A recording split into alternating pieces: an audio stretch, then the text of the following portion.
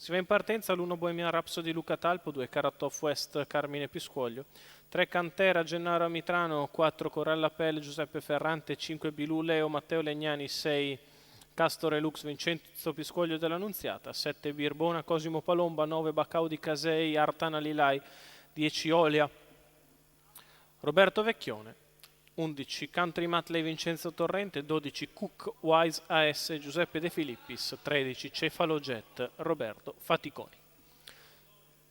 Autostart che inizia ad accelerare una volta entrato in dirittura, problemi per Bilù Leo, si parte con veloce Cantera che va subito al comando, al largo Castore Lux, poi Carrot of West lungo i birilli che precede Bacau di Casei, numero poi 1 via Bohemian via gli altri di Rhapsody fuori, Coralla Pelle, squalificato.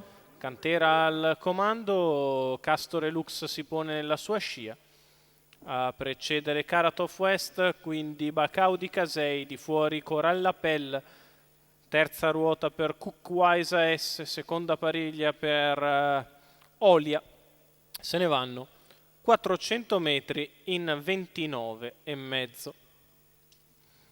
Guida Cantera nei confronti di Castore Lux che sembra volersi muovere all'esterno dopo 600 metri passati in 45,1. Non fa mancare l'andatura Gennaro Amitrano, in salchi a Cantera che precede sempre Carrot of West, di fuori Cookwise AS che precede Coralla Pelle, poi Bacau di Casei. Il primo giro se ne va in 59,9, ritmo selettivo per la categoria.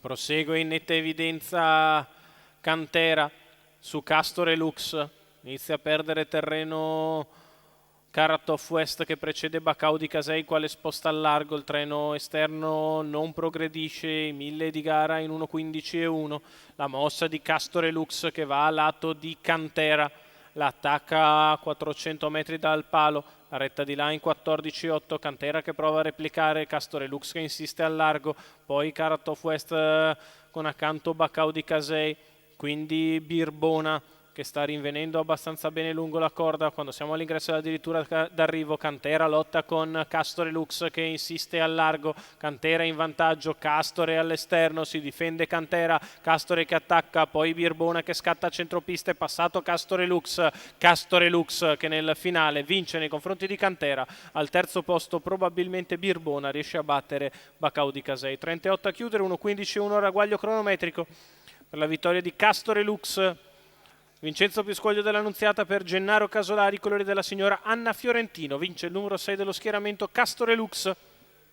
Nel finale, a ragione di una comunque valida Cantera che ci ha provato davanti, ha perso solo negli ultimi metri. Castore Lux ritrova la forma, porta a casa la vittoria. Al terzo Birbona precede Bacau di Casei.